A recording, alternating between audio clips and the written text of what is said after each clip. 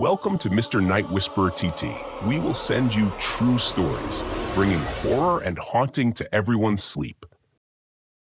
Let me take you back to the industrial windswept streets of West Yorkshire, England.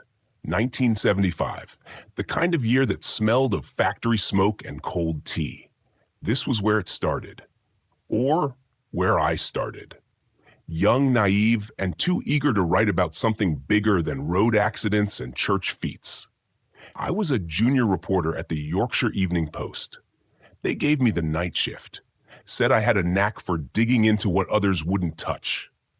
I liked that. Made me feel useful.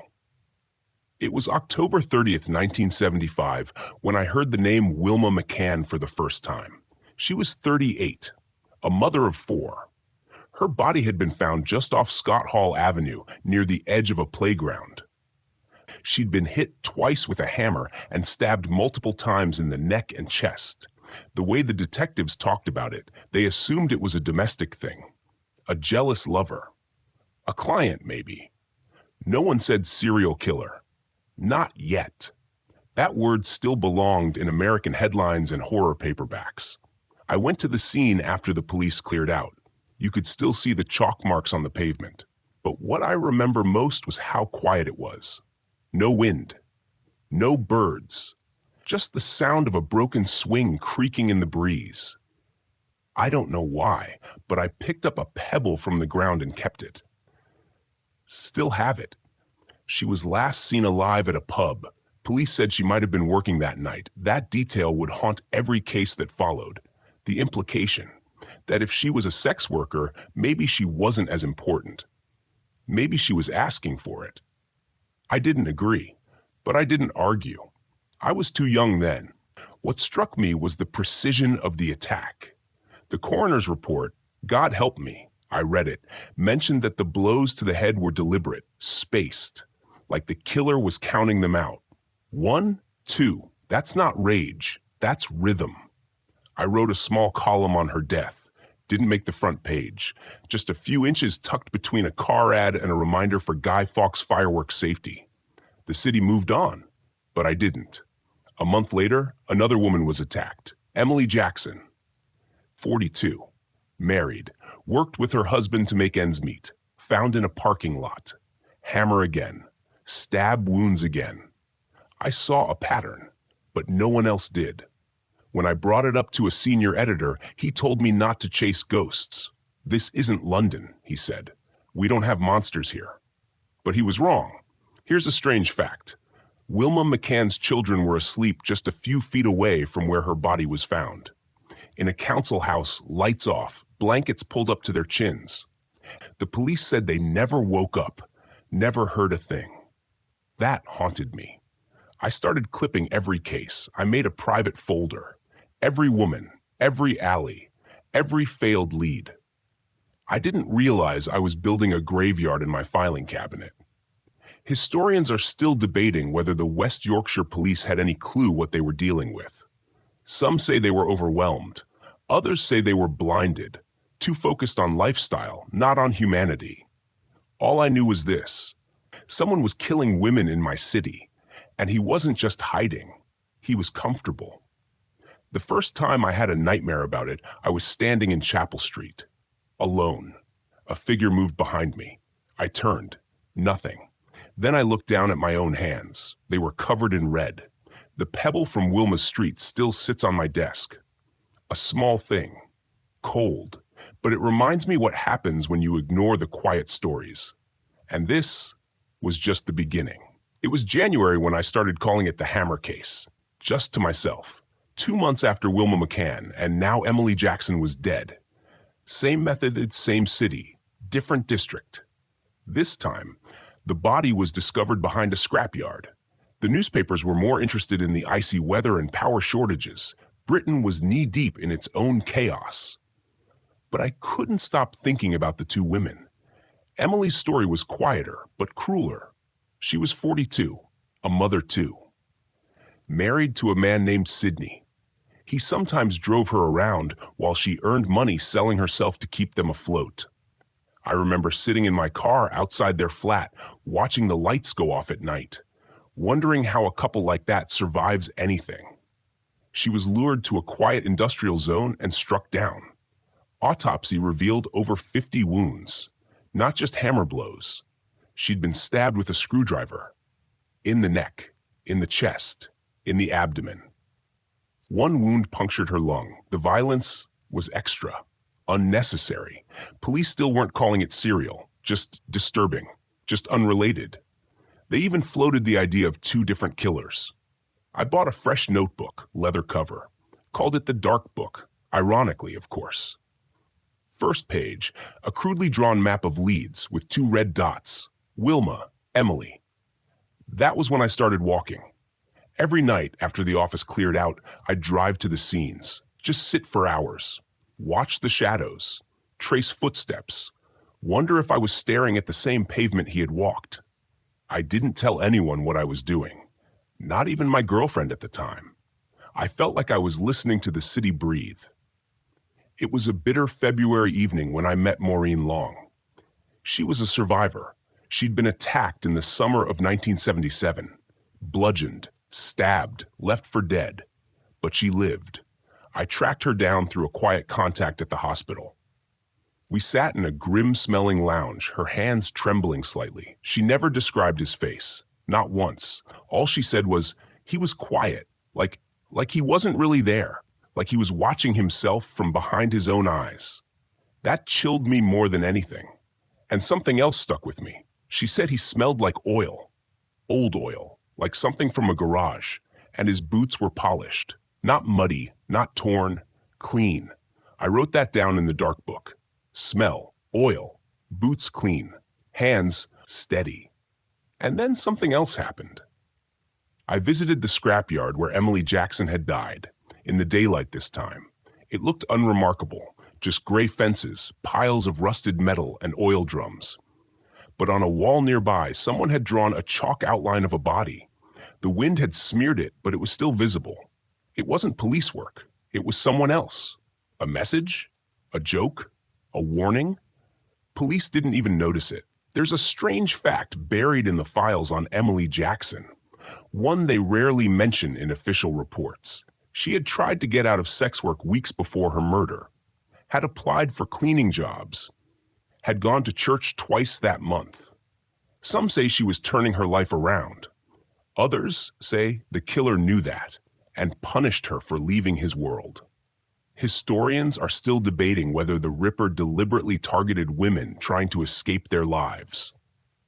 If it wasn't just about violence, but control. In May of that year, I had a conversation with a retired copper in a pub outside Huddersfield. He told me the brass thought it was just punter trouble, but the wounds said otherwise. This isn't frenzy, he whispered. It's someone counting. That night, I wrote down a phrase in the margin of my notebook. He doesn't lose control. He is control. It felt like the killer wasn't just planning. He was grading himself. After Emily Jackson, another lull. Then another murder. But by then, I had already started waiting for it. Like an unwanted guest I knew would return. I started recording my thoughts on tape, just for myself. Cheap cassette recorder. I'd whisper to it like a priest to a confessional. Same weapon, same timing. 2 women, both mothers, both dead before anyone looked twice. And then I'd sit in the dark, rewind, listen to my own voice, like I was daring myself to remember that I was part of this now, that I had invited the Ripper into my head. One night, after too little sleep and too much whiskey, I walked past a girl in Chapeltown. She couldn't have been older than 20. Standing in fishnets and eyeliner, lighting a cigarette with trembling fingers. I wanted to warn her. I wanted to scream. But I didn't. I just walked on. Because I knew even then, he wanted me to see them, to notice them, to feel helpless. That was the first time I called him the Ripper in my notes. It felt too theatrical at first, but after Emily, it felt earned. The second woman in a growing graveyard, and the silence was only just beginning. They called it the Ripper Letter, a single piece of mail that derailed the entire case and changed the tone of everything that followed.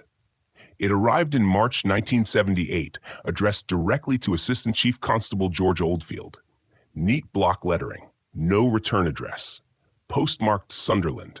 It was short, blunt, and signed Jack the Ripper. "I'm sorry I cannot give my name," it said, "but I am the Ripper."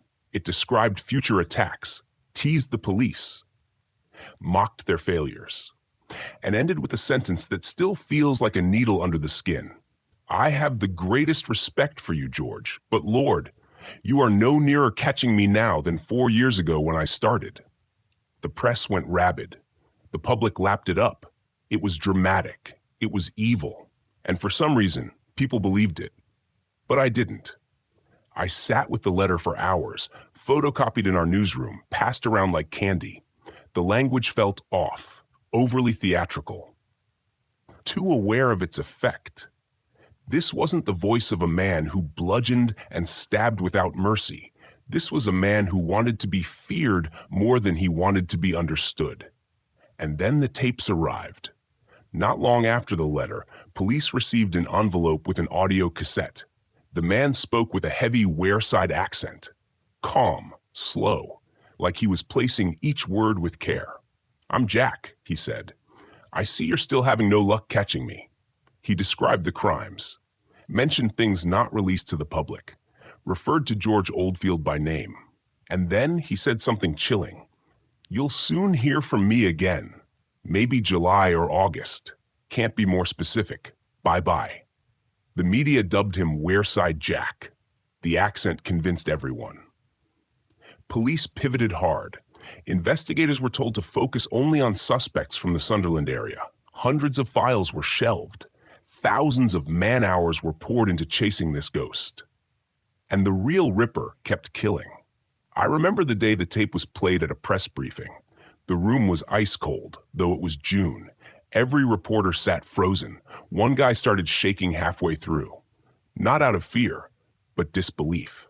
I looked at Oldfield. He seemed confident, relieved even, but I felt the opposite. The tape was too clean, too produced, as if someone had rehearsed it. And here's a strange fact they don't like to repeat. The man on the tape got one of the victims' names wrong. Not by much, just a middle name, but it stuck with me. How could a killer who claimed such intimate knowledge forget a name? Historians are still debating whether Wareside Jack was an elaborate hoax or a secondary figure trying to ride the coattails of terror. Either way, he sent the police down a dark path and kept the real killer free. What people forget is that during this time, another 3 women died. Their murders barely made the headlines. Police were too focused on voices and postmarks. Yvonne Pearson, 21, found buried under a sofa in a wasteland. Helen Ritka, 18, discovered behind a timber yard. Vera Millward, 40, slaughtered in the grounds of a hospital.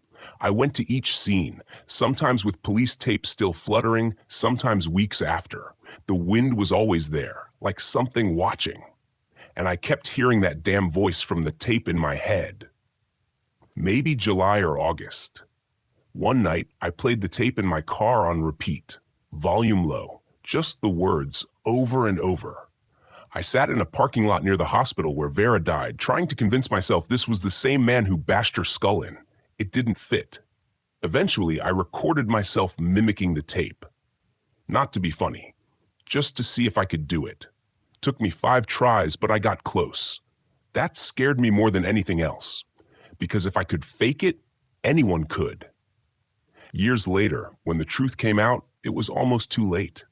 The man who sent the letter and tape was named John Humble, a hoaxer, an alcoholic. He'd never met the Ripper, never saw the bodies. He just wanted to feel important.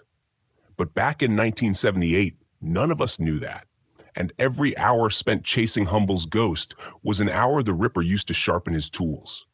I kept writing. My articles grew darker. My voice changed. Colleagues said I was becoming obsessed.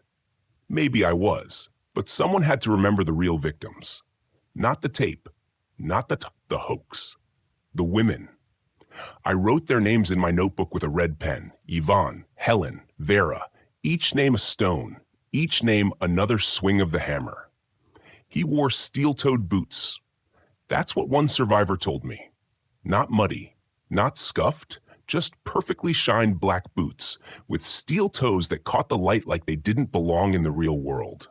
Peter Sutcliffe didn't look like a killer. That's what made him so dangerous. In the summer of 1979, my editor asked me to stop writing about the Ripper for a while. Said it was saturating the readership. I nodded, smiled, said I'd take on a few fluff pieces. I didn't. Instead, I went north, talked to people, visited libraries, found every scrap of information I could on past murder cases. I wanted to see if someone had missed something, if someone had seen him before the world knew his name. I found her in a dusty pub outside Sheffield. Her name was Elaine, a retired officer, 27 years on the force. Her badge was still framed on the wall behind her table. She was half drunk when she told me she'd once interviewed a man who looked eerily similar to the description we were all hearing in whispers.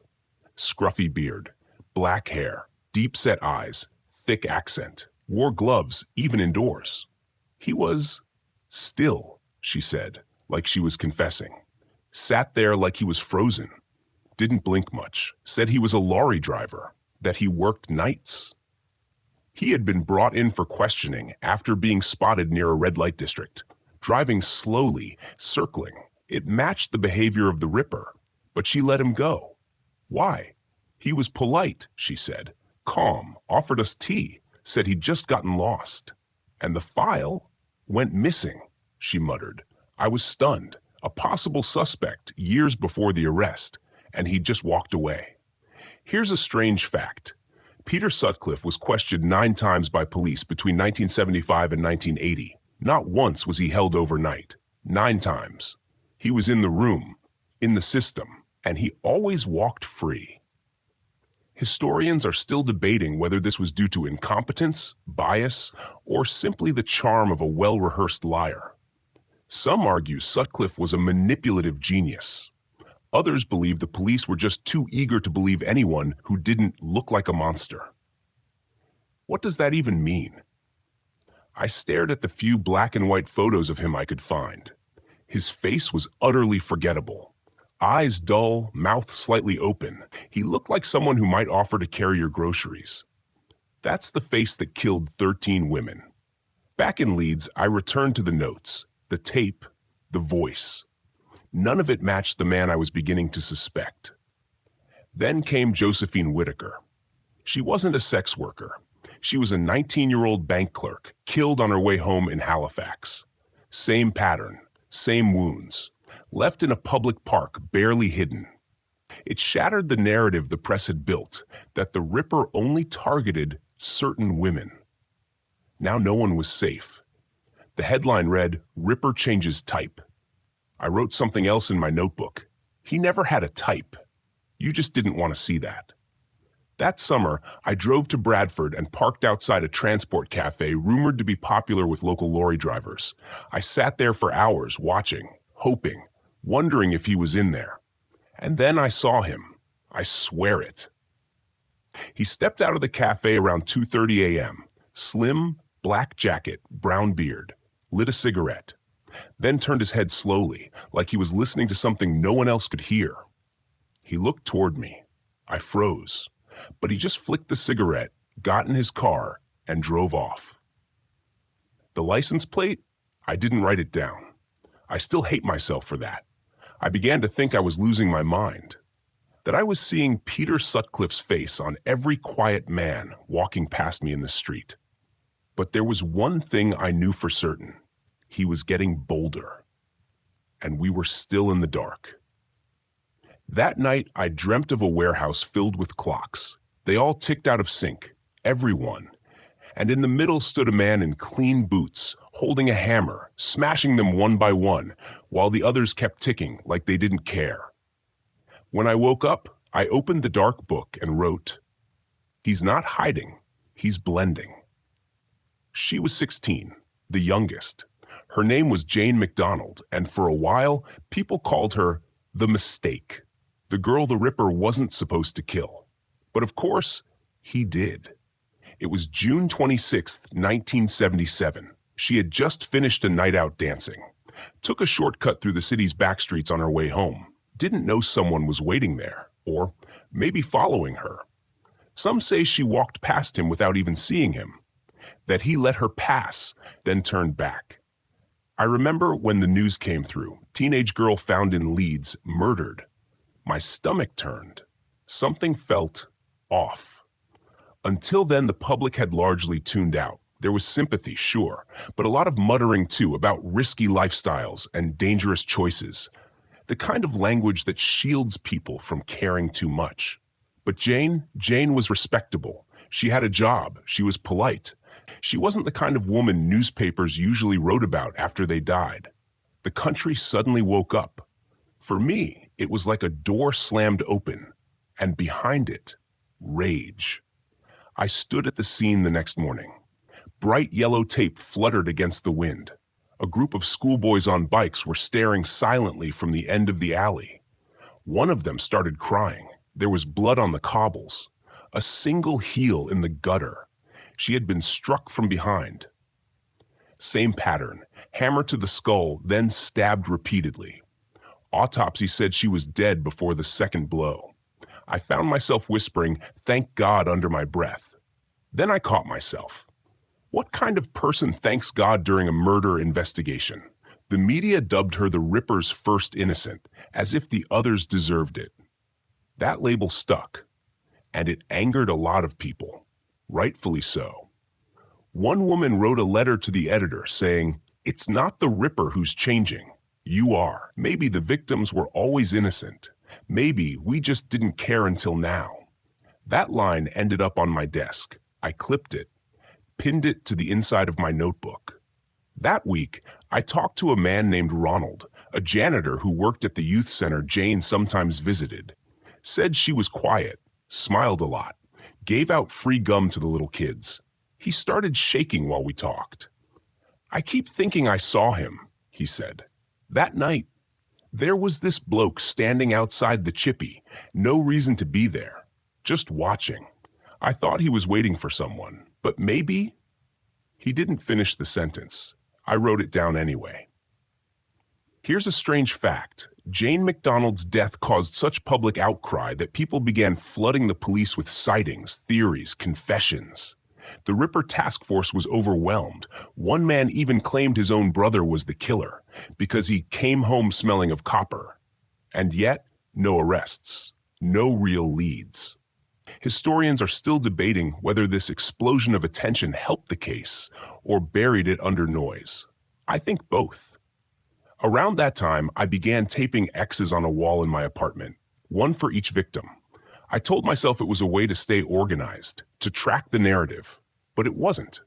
It was grief, quiet, slow-building grief. A record of girls and women I'd never met, but who now lived inside my head. I started dreaming in static, just white noise. Sometimes I'd wake up with the sound of the Ripper's voice from the Wearside tapes echoing in my ears, warped and slowed. "You'll hear from me again." He hadn't spoken again, not publicly, but the bodies kept coming. And now they included teenagers. There was a sense of escalation, not just in method, but in message. This killer wasn't slowing down. He was pressing in, testing boundaries. In late July, I found myself pacing outside Jane's family home. I didn't knock, just stood across the road. At one point, her father stepped out. He didn't look at me, just lit a cigarette and stared into the sky.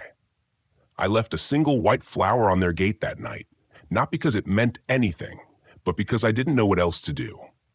Later, I wrote in the corner of the dark book, "She wasn't the mistake. We were." The police believed the killer had a name. They believed they had heard his voice. They believed he was from Sunderland. They believed a lot of things. And they were wrong. It was the summer of 1979 when I realized how deep the damage ran, not from the killings, but from the tape.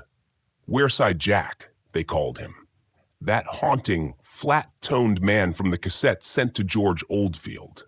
It still played in my nightmares, the fake confidence, the creeping calm. It had the wrong accent, the wrong phrasing, the wrong feeling, but somehow It had become gospel truth. And the truth, it buried people. Take Barbara Leach, 20 years old, a university student, smart, quiet, just finished exams. She was walking home after a night out with friends in Bradford. She never made it back. Her body was found dumped behind a garden wall. Same method, same signature, same silence. But there was a problem. Bradford isn't Sunderland. Barbara Leach was murdered outside the search zone the police had drawn around the Wearside accent, a zone that shrank with every new decision. They had tunnel vision. They believed they were hunting someone from the northeast coast. A voice from a cassette had convinced them. One fake accent. That was all it took. I remember standing at Barbara's gravesite weeks later. There were fresh flowers and a folded note stuck into the soil with a twig. I never opened it. That felt too personal. But I still think about it sometimes. What kind of words could make sense in a place like that? The worst part? Police knew about Peter Sutcliffe by then, knew his name, had questioned him, but his voice didn't match the tape. So they let him go. They let him go. It's a strange fact buried in the logs. Sutcliffe was interviewed in 1979 for the 5th time. One officer even wrote, "He fits," in the margin of the report. But then came the words that sealed Barbara's fate. Accent doesn't match. Historians are still debating whether that single detail, the belief in a fake tape, cost more lives than any other misstep in the case. Some say it was bad luck. Others, institutional arrogance. I lean toward the second. The hoax wasn't just a distraction. It was a belief system. They weren't just chasing the wrong man. They were excluding the right one. And that gave him freedom. I visited Sunderland once just to see the place the tape had come from. I wandered the industrial neighborhoods, listened to people speak, tried to match the voice in my head to anyone walking past. They all sounded like ghosts. Years later, we'd learn the truth. The voice on the tape belonged to John Humble, a jobless alcoholic with a grudge against the police. He wanted to feel powerful. So he faked the voice, the letters, the whole persona. He destroyed lives with nothing more than a cassette recorder and a cruel imagination. He was only caught in 2005. By then, 13 women were dead, and the real Ripper had lived most of his life behind bars. But back in 1979, none of that mattered. What mattered was that the Ripper was still walking. I remember writing a single sentence across a page of the dark book in red ink. Voices lie. Blood does not. That summer, something else happened. The task force changed hands, new leadership, fresh eyes, but the damage was done. Leads had gone cold, witnesses lost interest, and the Ripper seemed to vanish. No murders for months. But I didn't believe in silence anymore. I knew he was out there, watching, waiting, smiling. The letter, the tape, they weren't just misdirection. They were trophies, weapons, psychological warfare. He'd used them like he used the hammer, efficient, brutal, cold. And he wasn't finished. Not yet. It was October when I saw him. At least, I think I did. The city was asleep, mostly. The streets damp from a light rain, the air filled with that metallic smell that comes after storm water passes over concrete and old blood. I was driving slowly through Chapeltown Road, a stretch known for its red light activity. I told myself it was for research, for atmosphere, for my notes. But really, I had become a ghost in my own routine, just drifting, watching, hoping the dark would give something up. Then I saw him. He was walking alone. Not fast, not afraid. He had a strange stiffness to him, like his limbs moved just a beat behind the rest of the world. Black jacket, gloves, boots that reflected the street lamps, too clean. He passed under a flickering light near the corner of Leopold Street, turned his head toward a shuttered bakery, then kept going. I pulled over, waited. He turned left toward a narrow footpath between two council flats. One I knew well. One that would lead him straight to the back lot behind the bingo hall. I waited 5 minutes, then 10. Then drove the long way round to intercept. By the time I got there, it was empty. No footsteps, no silhouette, Just an alley and silence. Hours later, the body of Marguerite Walls would be found only blocks from there, beaten, strangled. Her handbag left untouched. She wasn't a sex worker. She wasn't out late. She had been walking home from work, broad daylight. It didn't fit the Ripper's profile, but it fit his pattern. The public didn't connect it immediately. But I did. I knew that alley. I knew the path. I knew the walk I had just seen. And I knew I had missed him. Here's a strange fact. Marguerite Walls was murdered at 8:30 p.m. That was the earliest any victim had been killed. Until then, the Ripper attacked in the deep night. Some thought he had grown bold. Others thought it was a mistake. I thought it was neither. I thought it was a test, a message to us. I move when I want. You just follow. I went home that night and stood in front of the wall where I'd taped the red X's for each victim. I added another. Then I stared at the map, now worn and curling at the corners. I had drawn lines between each site, trying to form a pattern. But there was none, no shape, no logic, just chaos in neat rows. Historians are still debating whether the Ripper had a methodology at all, whether he was choosing victims for reasons or simply opportunity. Some argue that the randomness was the point, that not having a pattern became the pattern. I didn't care anymore. I only knew he was real. He was there, and I had seen him. In the coming days, I replayed that moment again and again. How he walked, how he turned, how the rain made no sound where he stood. I began sketching his movement on paper, like a dance, like ritual. Then came the audio loop. I took the original Wareside Jack tape and slowed it to half speed, played it backward, tried to see if anything new emerged. Nothing useful. Just garbled phrases, like the whisper of someone breathing underwater. But once, just once, I thought I heard the word mirror. Maybe my mind was slipping, or maybe I was getting too close to the edge. But from that night on, I started dreaming of mirrors, all cracked, all reflecting someone else's face back at me. A beard, a hammer, cold eyes that looked just like mine. I recorded my thoughts after each dream. I still have those tapes. They're brittle now, some warped, some hissing with age. But on one of them, I speak clearly. My voice is calm, and I say, I saw him, and I walked away. What would I have done if I'd followed? Confronted him?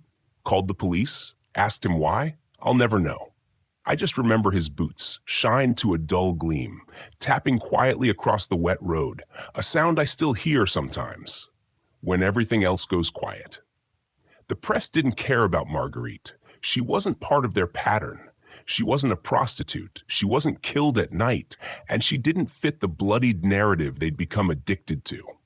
No sex, no spectacle, just a woman walking home from work. But I knew better. And so did the Ripper, because within a week, he struck again. Jacqueline Hill, 20 years old, a student at Leeds University studying English. She had just left a seminar on feminist theory, and she never made it to her flat. I remember the weather that night. Cold, early frost on the sidewalks.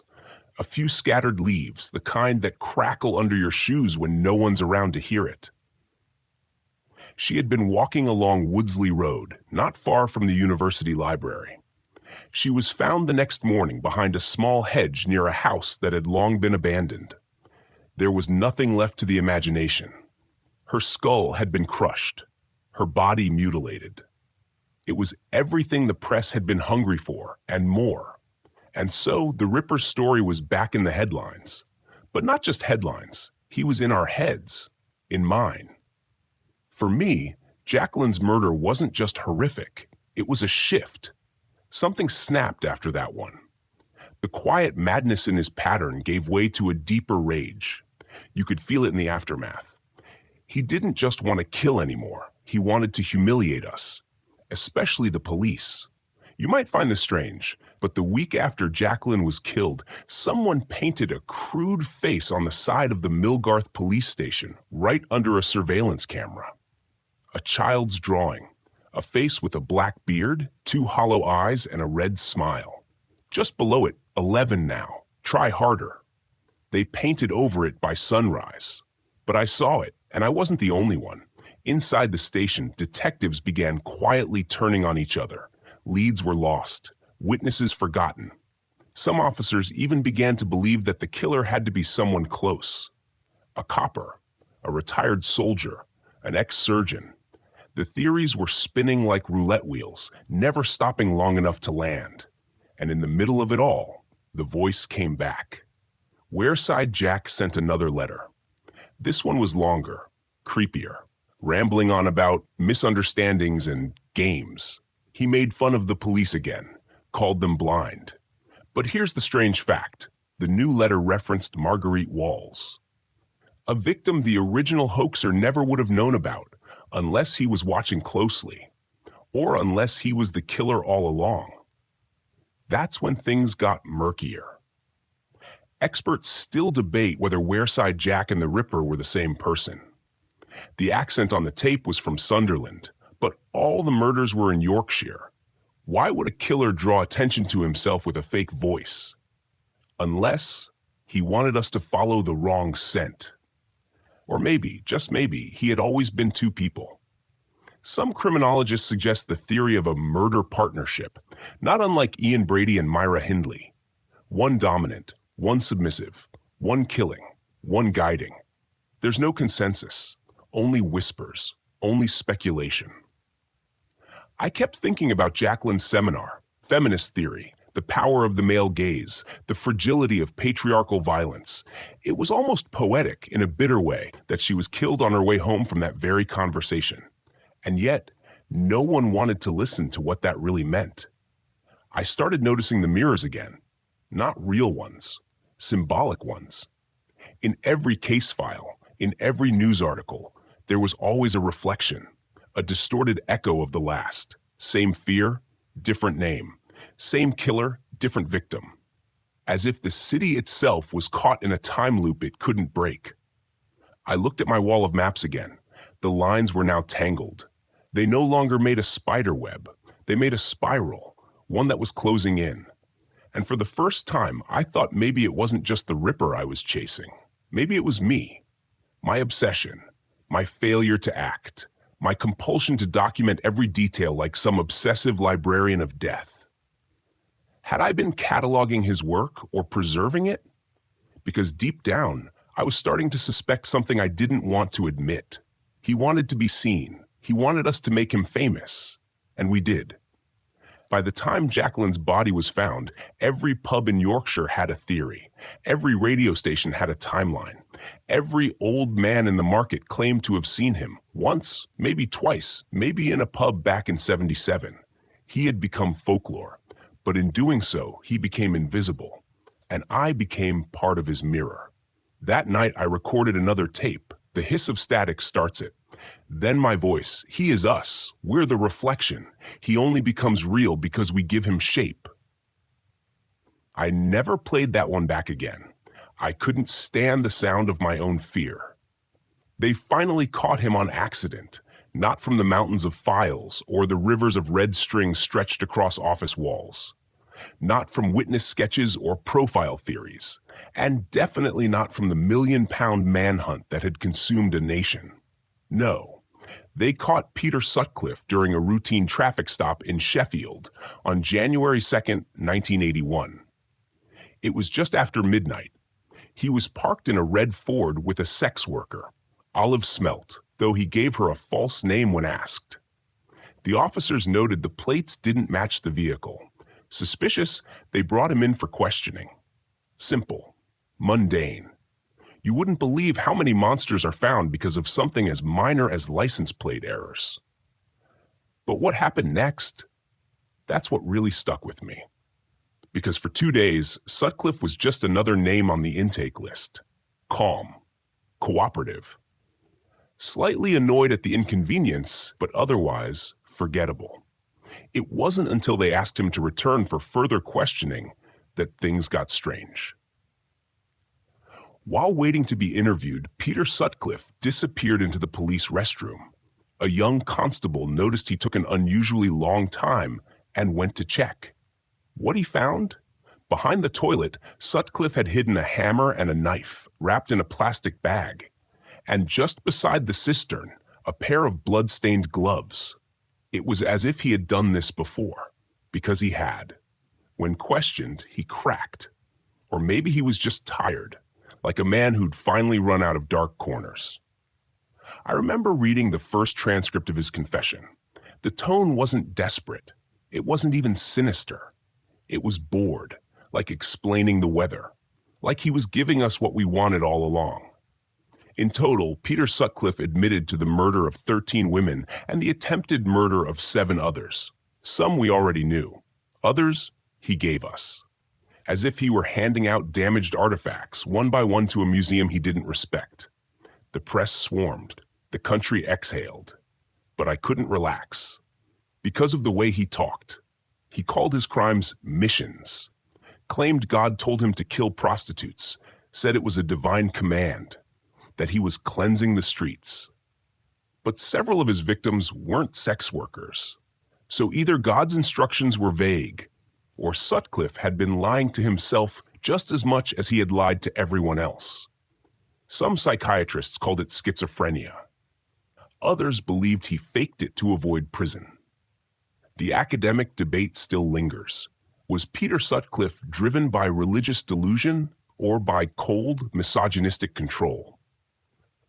One professor I met in Leeds believed the divine mission narrative was just a convenient shield. After all, it's easier to live with yourself when you believe you were chosen, not when you admit you enjoyed it. I visited the locations again after the arrest, all 13. They felt quieter now, less haunted somehow, but only on the surface, because people still whispered. And oddly enough, some of those whispers turned into fan mail. Yes, you heard that right. Sutcliffe received dozens of letters while awaiting trial, some sympathetic, some romantic, many from women who claimed they understood him. There's a dark phenomenon in criminology called hybristophilia, a psychological condition where people feel sexual or emotional attraction toward violent criminals. It's been documented with Ted Bundy, Richard Ramirez, and Peter Sutcliffe. That's one of the facts that stays with me. More haunting than the crime scenes themselves. The idea that even monsters get love letters. Even monsters can become celebrities. His trial began on May 5th, 1981. The courtroom was a circus. Press badges flashed like strobe lights. Victims' families wept in silence while journalists debated what kind of tie Sutcliffe was wearing. He pleaded not guilty to murder, claiming diminished responsibility due to mental illness. But the judge and the public weren't buying it. He was convicted on all counts and sentenced to 20 life sentences. Initially, he was held at Parkhurst Prison, then later transferred to Broadmoor Hospital, CES, a high-security psychiatric facility. He spent nearly 40 years behind bars until his death in 2020. Not by hanging, not by execution, by COVID-19. A virus, invisible and indiscriminate, took him faster than 4 decades of bars and locked doors. And somehow, that felt fitting. A small, cruel irony. But here's something you won't find in the official files. One of the officers present during his arrest, who later transferred to a desk job, told me this off the record. He said, when we asked why he hid the knife and hammer in the bathroom, he smiled and said, "Old habits die hard." He said it like a joke. And then he laughed. I don't think any of us will ever fully understand Peter Sutcliffe. Not because he was complicated, but because he was empty. A blankness that mirrored everything we projected onto him. Fear, horror, myth, masculinity, sin. The Yorkshire Ripper became a legend. But the man was just hollow. And that, perhaps, is the most disturbing truth of all. Because it means there was no grand plan, no real motive, no reason. Just a quiet man with a beard and a van, slipping through cities that didn't want to believe he could be real. I turned off my recorder that night, closed the folder, and stared at the city lights from my window. The case was over. The monster had a name, a face, a prison number. The public exhaled, headlines shifted, and life somehow went on. But for me, it didn't end. Because even after Peter Sutcliffe was locked away, the wounds he left behind kept bleeding. I kept hearing from victims' families, not just the 13 murdered, but the ones who survived, the ones whose names were barely mentioned in court. They lived in the margins of the story. Footnotes, extras in their own horror film. One woman, Maureen Long, invited me to tea in Bradford nearly a year after the trial. She had survived his attack in 1977 but spent months in hospital recovering from a fractured skull and trauma. She remembered the Ripper's face, the heavy breathing, the hammer. But what she remembered most was what happened afterward. "I told them what I saw," she said, her voice trembling, "and they looked at me like I was lying." The police had dismissed her early statements, treated her like another unreliable witness. Even after Sutcliffe confessed, she said no one ever truly apologized. Not in a way that mattered. That was the real rot, I realized. Not just the killer, but the system around him, the biases, the arrogance, the endless delays. Dozens of officers had worked the case, thousands of interviews, millions spent, but they had overlooked him again and again, despite already interviewing Sutcliffe 9 times during the investigation. 9. Let that sink in. In hindsight, the evidence was everywhere, in plain sight. But because he didn't fit their psychological profile, because he didn't seem mad enough, they let him walk. Here's a strange fact. One of the earliest tips called into the Ripper investigation was from Sutcliffe's friend, who said he matched the physical description, had a dark van, and hung around red light districts. That was in 1978, but it was dismissed. Why? Because Sutcliffe didn't have a Geordie accent, like the man in the fake Wareside Jack tape. That hoax derailed everything. It rewrote the manhunt, redirecting police resources and attention for nearly 2 years. To this day, there's a debate among criminologists. Did the Wareside Jack tape cost lives? The answer is almost certainly yes, but no one paid for that mistake. Even the man behind the hoax, John Humble, wasn't arrested until 2005, after DNA advances linked him to the letter and tape. He was sentenced to just 8 years. 8. For helping a serial killer remain free. In the quiet that followed, I found myself back in my old office, staring at the boxes of notes, photographs, and voice recordings I had kept. They felt like relics now, evidence from a war no one wanted to remember. And yet, I couldn't let it go. I still had questions. One of them haunted me most. Were there more victims? The official count is 13, but some believe the number could be higher. That Sutcliffe may have started earlier or struck in ways no one connected. Some unsolved murders in Manchester and West Yorkshire bear his signature: blunt force, strangulation, mutilation. But he never confessed to those. Maybe he didn't want to remember. Maybe he genuinely didn't. Or maybe he enjoyed the power of leaving us wondering. I remember visiting a retired detective in Halifax years after it all. He kept a file marked possibles, a list of women whose deaths still fit the pattern but lacked hard evidence. He tapped the file, then looked at me and said, "You don't stop after 13. You stop when you're caught." And I believe that. The case changed British policing forever. The failures of the investigation led to reforms in how serial crimes were handled: data sharing, behavioral profiling, victim support. The Byford Report, which analyzed the police's mishandling of the case, became a blueprint for change. But for many, it was too late. The scars ran too deep. Some survivors lived with permanent injuries. Some were too afraid to speak again. Others moved away, changed their names, tried to erase the years the Ripper had stolen. And then there were the daughters and sons, children who grew up without mothers, who found out later in newspapers that the woman in the headline was their mum, reduced to a cautionary tale. That's what Sutcliffe left behind. Not just horror, but holes. Empty chairs, silent anniversaries, names forgotten by everyone but family. I think about them often, more than I think about him. And maybe that's the point of telling this story again, not to give him more power, but to remind us who was taken, to bring them back, even just in whispers, like old songs on the radio that suddenly mean something. I turn off my recorder. I stand by the window. The streets are quiet now. No footsteps, no hammers, just rain. But I still lock the door, every night. I never thought I'd go back to Broadmoor, but sometimes the past doesn't just knock on your door. It waits there, and eventually you have to open it. I'd received a letter, not from Sutcliffe, but from someone who worked at the hospital, a psychiatric nurse who'd been with the unit since the mid-'80s.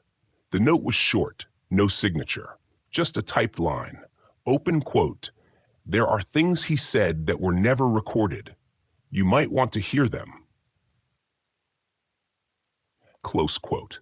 It felt like bait, but I was already too deep to ignore it. So I took the train to Crowthorne again. The red brick Victorian walls of Broadmoor looked the same, but the place felt different, more sterile, more like an institution that wanted to forget what it used to hold. The nurse met me in a staff corridor near the archive room. Gray beard, kind eyes. You could tell he hadn't told anyone he was meeting me. He handed me a sealed envelope, and all he said was, "Don't quote me, don't come back." Then he walked away. Inside were pages, typed, single-spaced, dated across several years. They were notes, transcripts maybe, descriptions of conversations between Sutcliffe and his psychiatrists. Most of it was rambling, grandiose, delusional. But there was one entry dated November 1991 that froze me. It said, open quote, "Peter claims he followed a woman in 1969, says he almost did it then. But her boyfriend showed up, he ran. He said, 'I wasn't ready yet, but I knew I would be.'" Close quote. That date is significant. 1969 is 6 years before Wilma McCann. It would have made her not the first. And what's worse, it might mean his hunting ground was broader than we thought. Of course, that entry never appeared in official reports. Psychiatric privilege, red tape, institutional protection. Call it what you want. But if it's true, it shifts the timeline and opens a new question. Who was the first? Historians are still debating whether Sutcliffe's crimes were all accounted for, or if some were practice kills, quietly absorbed into the background noise of crime statistics in northern England. Some argue that if he had killed before 1975, the police would have noticed the pattern. But others, like me, know how easily lives go unnoticed, especially back then, especially if they were women on the edge of society. There's a term I once heard from a criminologist, low visibility victims. People whose deaths rarely make headlines, whose lives don't fit neat categories, and who, more often than not, are forgotten. It's not justice, it's paperwork, and Sutcliffe knew how to exploit that. In later years after his trial and imprisonment, he started giving interviews, some on camera, some from behind glass, always with that same smugness. You could see he liked the attention. Liked owning the narrative. But whenever someone brought up an unsolved case or suggested there might be more victims, he'd either go quiet or smile. Not a kind smile. The kind you remember in nightmares. I once heard a recording from a journalist who asked him about one such victim, a woman found beaten to death in 1973 near a canal in Halifax. The case was never solved. Sutcliffe replied, open quote, "Wasn't me, but I liked the style." Close quote. Then he laughed. Like it was funny, like murder was just a genre. I had to stop listening. People think the scariest part of serial killers is what they do, but sometimes it's what they say. The cold, matter-of-fact tone, like you're talking about the weather. I think that's why Broadmoor felt more disturbing than prison. Because in prison, there's punishment. In Broadmoor, there's time. Time to talk, to twist things, to relive everything. Over and over. I left the hospital that day with one conclusion. He never stopped enjoying it. Not the acts, maybe, but the power. The power of silence, of ambiguity, of being the center of every room he walked into. And that's why I've always believed he held back, that there are names, real people whose families still don't know what happened. People who disappeared in the early 70s or even late 60s, whose stories never got airtime, who never fit the profile because there was no profile yet. We think patterns catch killers, but sometimes patterns hide them. It's a dark thought. But I'm not here to give you light. I'm here to tell the truth, even if it makes you leave a light on tonight. And here's one final strange fact. The psychiatrists who evaluated Sutcliffe disagreed on his diagnosis. Some said paranoid schizophrenia. Others believed he had a severe narcissistic disorder without psychosis. One doctor even said, he knows what he did. He just doesn't care. That discrepancy led to years of debate over whether he should have gone to prison or hospital. Even now, experts can't agree, because sometimes evil doesn't come in neat boxes. It spills, and sometimes it spills right into the system that's supposed to stop it. I kept thinking about that year, 1969, the year he almost started. I looked into missing persons reports, cold cases, anything that might align with the story he'd told his psychiatrist. But that window, late 60s to early 70s, is a fog. So many gaps, so many files that went nowhere. Still, there was one name, Gloria Joyce Wood. She wasn't listed as a murder victim, at least not officially, just another name in the missing persons register. Last seen in Leeds, August 1969. 20 years old, worked at a sewing factory, went missing after a late shift, no body ever found. It had been decades since anyone even said her name out loud. But I did. I went to Leeds and found her last known address. The building was still there, barely, converted into a nail salon and off-license shop. Nobody inside knew the history. Nobody cared. Just another flat above a shop. Another girl who never came home. But the police notes from her disappearance included something I'd never seen reported. She'd recently broken up with a boyfriend. According to neighbors, she'd been scared. She told a friend that a man had followed her home after work. She thought it was her ex, but she wasn't sure. The friend's name was marked confidential. No follow-up recorded.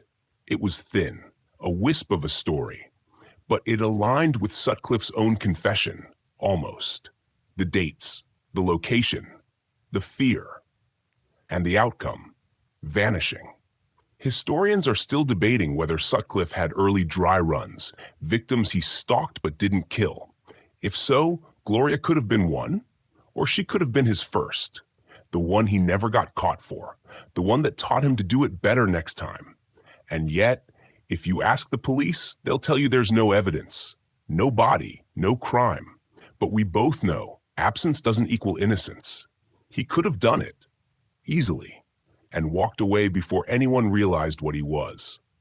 I sat on the steps across from the building where Gloria once lived. The city buzzed around me, students on bikes, buses, late-night kebab shops opening for the crowd. And I wondered, how many people in this city had no idea how close they came? We think serial killers live in the shadows, but they don't. They walk in daylight. They wave at neighbors. They shop at your corner store. Sutcliffe did. He was working at a transport company while he killed, took tea breaks with coworkers, laughed at jokes, even fixed his friend's car while wearing gloves to avoid grease. And then, that same night, he'd prowl the streets. The duality is what still keeps me up. That a person could live so normally and do what he did. You know the weirdest thing I ever read about him? He liked to whistle hymns. Seriously. When he was in Broadmoor, staff reported he'd walk the halls quietly whistling church songs. One nurse said he'd hum "Abide With Me" in the mornings, like it was a routine. Just imagine that. A man who beat women to death with a hammer, humming funeral songs like lullabies. Tell me that's not haunting. I remember once interviewing a retired DCI who worked the Yorkshire Ripper case back in the 80s. He said the same thing most of them did, that Sutcliffe didn't look like a killer. He was short, pale, quiet. He fixed his collar before interviews, smiled politely, answered every question. Evil, the inspector told me, has good posture. That stayed with me, because we look for monsters in shadows, but sometimes they sit at the table beside us. So I started making a list, unofficial, just for myself, a list of missing women between 1968 and 1975 in the north of England. There were 14 names. Some were officially ruled accidents, others still open. Some disappeared on routes Sutcliffe used for work, or in towns where he had deliveries. I'm not saying he killed them all, but he could have. And that thought is heavy, a weight you carry, because every name you find might be a daughter, a sister, a friend who never made it home. There's a police officer in retirement now. He runs a website about cold cases. He posted something that made my stomach turn. He said, "We stopped looking for Ripper victims after the trial, but maybe we stopped too soon." Maybe we did, because the story you know ends in 1981, but mine doesn't. Mine ends with a man humming hymns in a hospital hallway while families mourn daughters they never buried. And if you think I'm exaggerating, here's one last strange fact. When Sutcliffe was arrested and they searched his home, they found a collection of press clippings about his own murders, laminated, organized. He even wrote notes in the margins. He was his own biggest fan. And what's worse, he knew we'd all come looking, that the public would stay fascinated. And we did. We still are. You're listening now, aren't you? He knew we would. The more I looked, the more I saw holes, gaps in the timeline, disappearances that weren't counted, crimes written off as something else, suicide, domestic violence, prostitution, disputes, anything that made it easier to not ask hard questions. That's when I found Wilma McCann's kids. You probably know the name Wilma. She's officially the first confirmed victim of Peter Sutcliffe, murdered in October 1975. A mother of 4, killed just outside her home in Leeds after a night out, bludgeoned and stabbed. The youngest of her children was only 5. But here's what you don't hear in documentaries. One of her sons, Richard, grew up to become a speaker, an advocate. He stood up in front of rooms full of people and told them what it's like to lose a mother to a monster. What it's like to grow up with your first memory being police tape and silence. And Richard said something once that has never left me.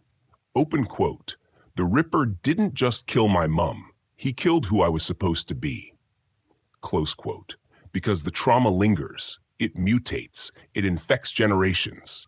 And that's not something you see in court records. I reached out to Richard, but I didn't expect a reply. He gets too many messages from strangers trying to poke at old wounds. Still, I left a note. Not as a journalist, not even as a researcher, just as someone who couldn't stop looking at the holes and wondering what had fallen through. And the holes were everywhere. Did you know that in 1974, a woman named Judith Roberts was murdered in Staffordshire? She was 14 years old, beaten and left by the roadside. A young man named Andrew Evans was arrested and later convicted. He confessed, though he suffered from severe mental health issues, and later said he wasn't sure what was real. That case is still debated. In fact, Andrew Evans was eventually released after 25 years in prison, his conviction quashed. But to this day, no one knows who really killed Judith. Sutcliffe? The timeline fits. His location fits. The MO? Close enough, but no one ever proved it. Historians are still debating whether Judith Roberts might be one of Sutcliffe's earliest victims, and whether Evans was just a convenient stand-in for a system that wanted a clean ending. And isn't that what always happens? A woman dies. A man is blamed. The headlines print. The story moves on. Except it doesn't. Because every cold case is like a room with the door still ajar, and some nights you swear you hear footsteps inside. The deeper I went, the more I realized something uncomfortable. The Ripper didn't just slip through cracks. He was the product of them. He thrived in a world that didn't listen. To women, to sex workers, to working-class voices shouting into the void. He killed them, yes, but we let them stay silent. There was a story that chilled me. From one of the surviving victims, Maureen Long. She was attacked in 1977, but survived, though barely. She suffered brain injuries and couldn't testify fully. But here's the strange part. She remembered a man driving her in a brown Rover. Not the car Sutcliffe was known to own. Some speculate it was him and he borrowed a car. Others say it was a different man entirely. And then there's a theory, fringe but not impossible, that Sutcliffe wasn't always working alone. Imagine that.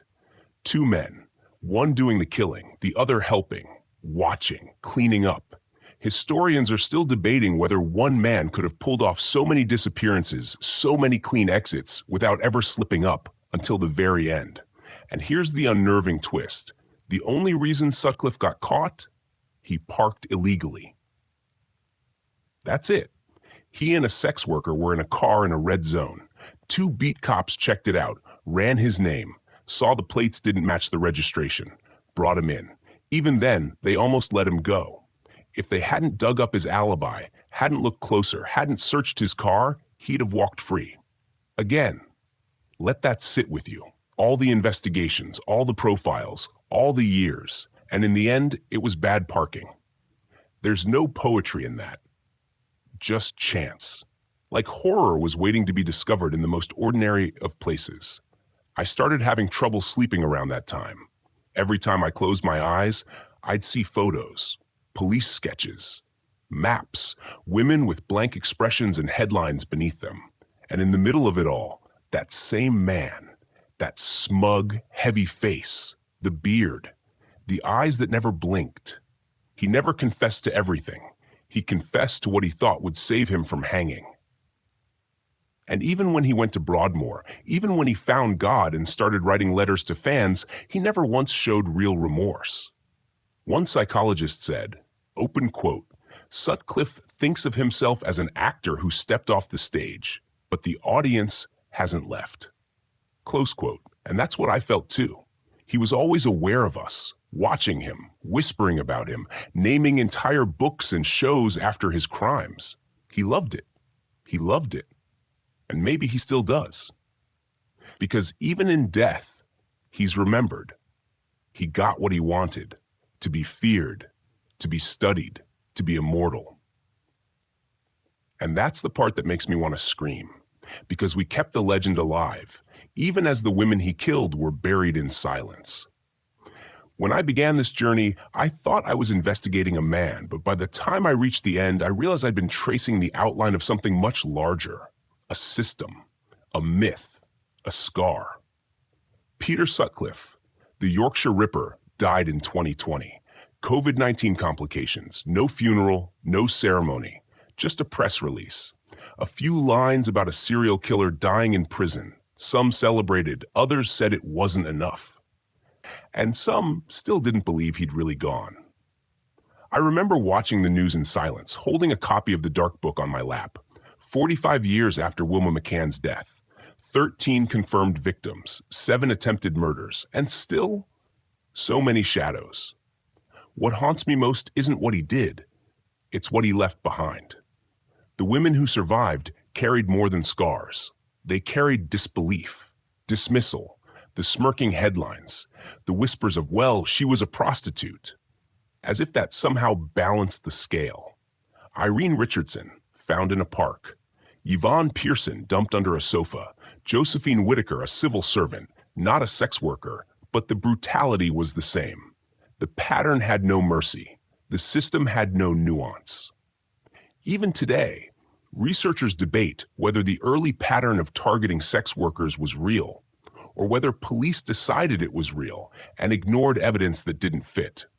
That's your academic controversy for this chapter. Open quote. Was Sutcliffe ever truly targeting sex workers? Or was that a lens imposed by the police and media, one that blinded them to broader patterns of violence against women? Close quote.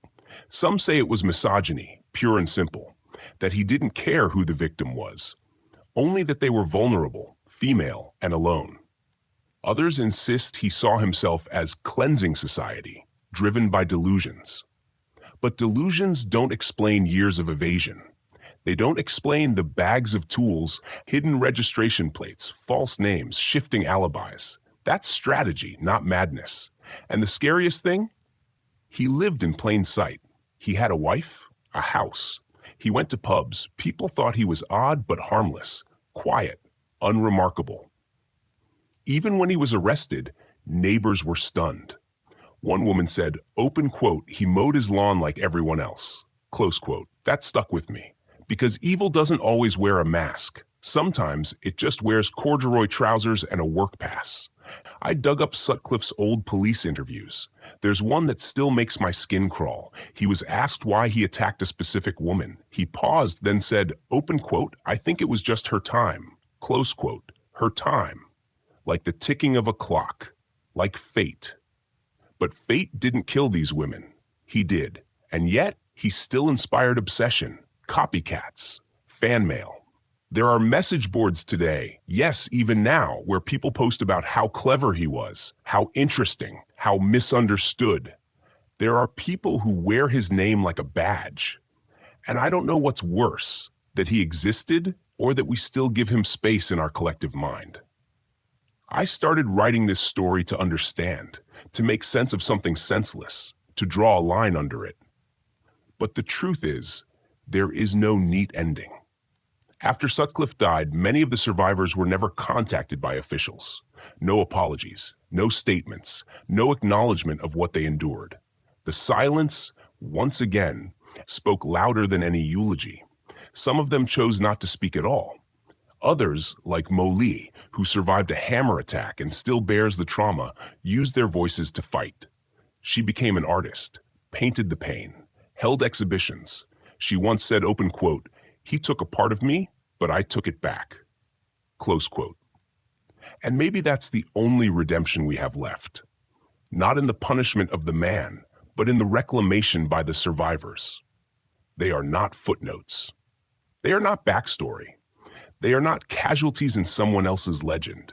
They are the reason the story should be told differently. That's why I wrote the Dark Book, not to glorify him, but to remind us all that what we focus on grows. And if we keep staring at the Ripper, we might miss the women he tried to erase. Their stories aren't finished. Neither is ours. But we're close. One final chapter, one last name, and the long echo of everything that still refuses to be buried. The night I closed the Dark Book, I couldn't sleep, not from fear, from noise. You'd be amazed how loud silence becomes when it's filled with names you can't forget. Wilma, Emily, Helen, Patricia, Irene, Vera, Josephine, Jacqueline, Barbara, Marguerite, Jane, Jacqueline Hill. And then there are the women who lived, who weren't believed, who were told they were lucky to be alive, without anyone asking how it felt to survive that way. Survivors like Olive Smelt. He hit her with a hammer, slashed her with a knife, and left her for dead. She lived, but only just, and the world seemed to look away. She remembered the smell of oil on his clothes, a tiny detail, one of hundreds the police ignored. Details make up everything. I learned that the hard way. When I wrote the Dark Book, I expected hate mail. What I didn't expect were the letters from police officers, some anonymous, some not. One letter simply said, open quote. You didn't hear it from me, but the letters were a hoax, close quote, referring to the infamous Wareside Jack letters, the ones that misled the police for 2 years. 2 years that allowed Sutcliffe to keep killing. In 2005, DNA proved they were fake. A man named John Humble, a loner from Sunderland, had written them. Prank, delusion, or something darker? Hard to say. Historians are still debating whether Humble truly understood the consequences of his deception. He served just 8 years. 8 years for derailing one of the largest manhunts in British history. Some detectives say it's not his fault, that they were under pressure, that the media frenzy made them desperate, that Sutcliffe's eventual capture was inevitable. But I don't believe in inevitability. I believe in neglect, blind spots, arrogance, all of them killed just as surely as Sutcliffe's hammer. In the final chapter of my book, I wrote something I'd never planned to publish, a confession, not about guilt, but complicity. When I was younger, I laughed at Ripper jokes. I watched the documentaries, read the forums, treated the whole thing like a horror story, detached, safe, fascinated. But somewhere along the way, I stopped seeing a killer, and I started seeing people. Actual women walking home at night, eating chips with friends, reading books, working 2 jobs, being loud or quiet or angry or kind. And then gone. A statistic, a news item, a punchline. I promised myself I wouldn't let that happen again, that I'd write this one story properly, one continuous thread, one broken country, one name after another, and one haunting truth. Open quote. The Ripper didn't just kill people. Close quote. Open quote. He revealed how easy it was to look away. Close quote. Even now, there are questions about how many women he attacked. Some claim it was more than 20, others say 30, but the official number sits frozen at 13, a cold round number. Like that makes it easier to swallow. Peter Sutcliffe died in a prison bed at age 74. No trial ever revisited, no apology from the police leadership, no full public reckoning. But I guess that's how legends end. Not with justice, just with silence. And if we're not careful, that silence will grow roots again. It'll bloom in another killer, another blind investigation. Another set of grieving families who are told their loved one was in the wrong place at the wrong time. So tonight, I'll leave you with this. Next time someone brings up the Yorkshire Ripper, don't say he was sick. Say their names instead. And remember what we chose to ignore. The story is over, but the warning is not. Not yet. The rain never really stopped in Yorkshire. Even in summer, the clouds drag low over the hills like breath held too long. And maybe that's the perfect image to end on, something suspended, unspoken, waiting. Because this story, like the fog over Chapel Allerton or the wind through Bradford's empty streets, never quite disappears. It lingers, hangs, follows. We began with one woman walking home in 1975. We ended with a dozen others lost, and one man whose face somehow became the whole myth. But that's not how it should be. The true horror of Peter Sutcliffe was not just the murders. It was the way we misunderstood the story for decades. How we focused on the monster, not the name, not the names. So if this kept you up tonight, that's okay. That means you were listening. But now, close your eyes. Let the noise of headlines fade. Let the voices calm. Let the cold case become mist, then memory. Let the women speak, even in silence, and let sleep come gently, not because everything is okay, but because you know better now. End the case here. Have a good night's sleep.